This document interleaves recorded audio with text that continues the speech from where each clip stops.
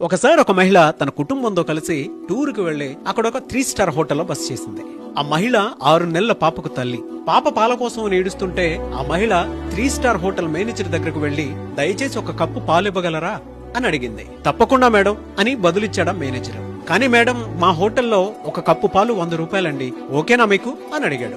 సరే పర్వాలేదు ఇవ్వండి అని ఆ మహిళ పాలు తీసుకుని ఆ పాపకు త్రాగించింది. కొంత సమయం తర్వాత ఆ మహిళ కుటుంబ సభ్యులందరూ కలిసి అక్కడ పరిసర ప్రాంతాల్లో ఉన్నటువంటి ప్రదేశాలను చూడడానికి కారులో బయలుదేరారు. మధ్యలో పాప ఆకలితో పాల కోసం ఏడుస్తుంటే వారొక రహదారి ప్రక్కనున్న టీ స్టాల్ వద్ద కారును ఆపుకున్నారు. ఆ టీ విక్రేత వద్ద ఒక కప్పు పాలు తీసుకుని పాపకు పట్టింది ఆ మహిళ.